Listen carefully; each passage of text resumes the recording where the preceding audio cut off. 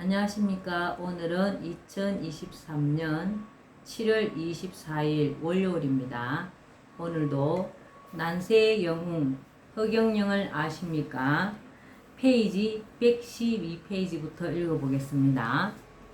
시련 속에서도 밝고 선한 마음으로 고생으로 시작된 서울 생활. 어머니의 무덤이 있는 고향을 떠나 서울로 올라가는 길은 고통스럽고 조마조마한 고행의 시간이었다.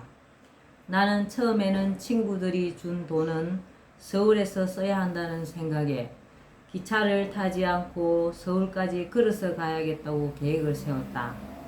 그래서 반성역에서 기차를 타지 않고 서울 가는 방향이라고 생각되는 쪽을 향해 걷기 시작했다.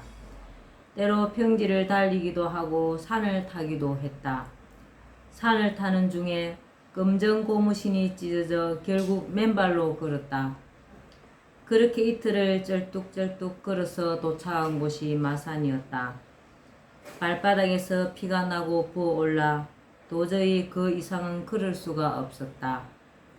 기차표를 사려고 봤더니 가진 돈이 대전까지밖에 갈 수 없는 돈이었다. 할 수 없이 대전까지 가는 표를 끊고 서울행 완행열차에 올라탔다. 대전 이후부터는 무임승차라 의자 밑으로 들어가 몸을 숨겼다. 영무원이 검표를 하며 지나갈 때마다 가슴이 조마조마했다. 결국 서울역에서 영무원들에게 붙들렸다. 무임승차로 붙들린 사람은 나 말고도 상당히 많았다.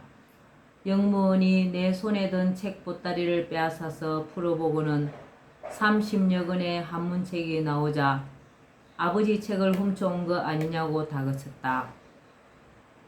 내가 내 책이라고 하자 영무원들은 그러면 읽어봐라고 했다. 내가 줄줄 외듯이 읽어 보이자 영무원들은 놀라며 같이 있던 일기장을 읽기 시작했다. 거기에는 나의 지난 생활과 소감과 포부 같은 것이 적혀 있었다. 영무원들은 나를 대견한 듯 쳐다보더니 이번에는 어머니 무덤에서 가져온 흙보따리를 풀었다. 흙이 나오자 흙은 왜 가져왔느냐고 물었다. 나는 돌아가신 우리 어머니 무덤 흙인데 서울에서 공부하면서 어려운 일이 있을 때 이 흙을 보면서 마음을 다잡기 위해서 가지고 왔습니다. 라고 했다. 옆에 있던 여자 승무원은 손수건을 꺼내 눈물을 훔쳤다. 그러고는 영무원들끼리 뭐라고 의논하더니 여자 승무원이 영무원이 와서 조금 있으면 경찰이 와서 무임승차한 사람들을 잡아갈 텐데 너는 몰래 빼주기로 했으니 저쪽으로 가라. 그리고 이 돈은 우리가 모은 것이니 얼마 되지 않지만 밥이라도 사 먹고 어디 가서 잘 때를 찾아보아라. 우리 집에 데려가고 싶지만 우리 집도 식구가 많아 어쩔 수가 없구나 라며 내 손을 꼭 잡고 돈을 쥐어 주었다. 기억도 나지 않는 아버지와 어머니가 마지막으로 헤어진 서울을 멍하니 바라보며 나는 빛바랜 책 보따리를 끌어안은 채 망부석처럼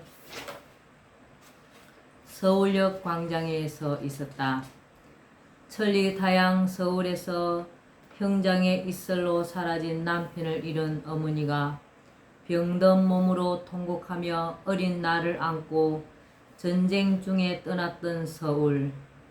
나의 이름에까지 남아서 나와 끊을래야 끊을 수 없는 숙명의 서울로 나는 돌아온 것이다.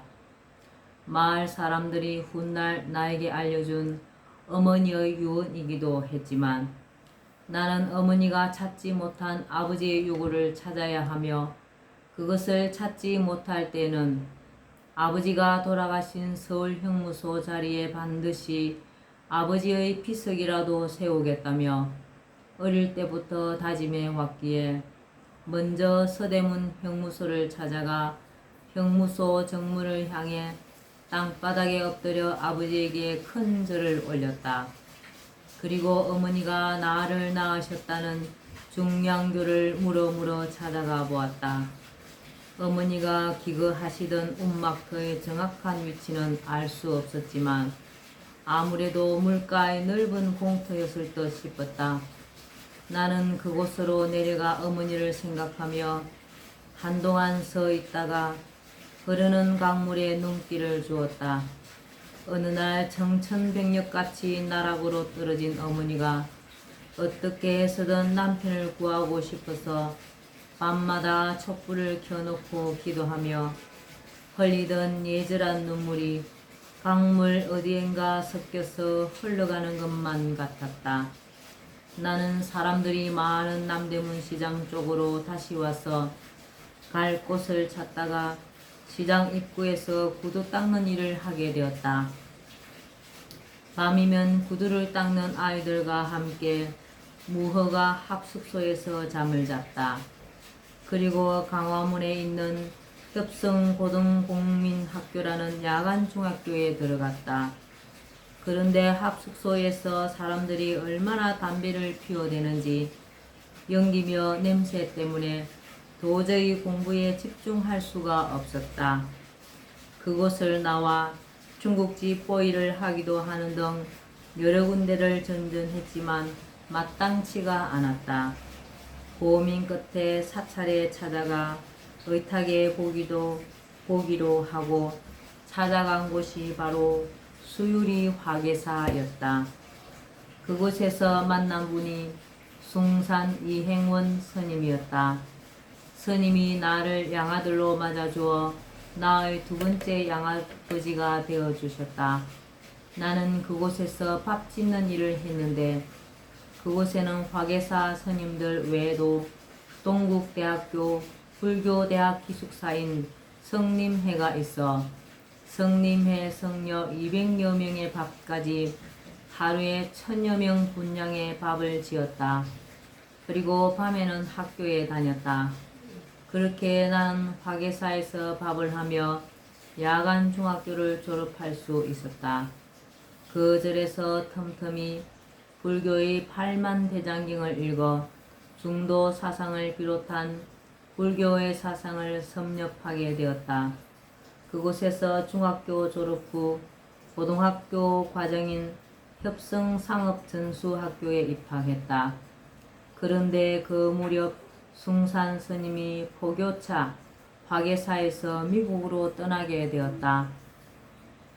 스님은 나에게 너는 공부를 해야 하는데 이곳은 일이 많아 공부하기가 어렵다.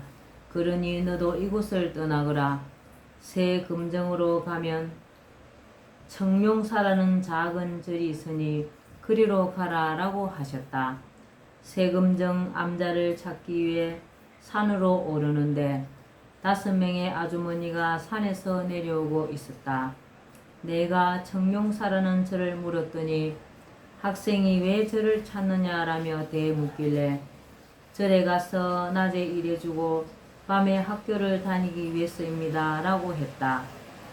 그러자 그들은 광화문에 있는 내수동 교회의 목사님한테 가면 잠도 자고 공부도 할 수 있다면서 나의 책가방을 뺐다시피 하여 나를 교회로 데리고 갔다.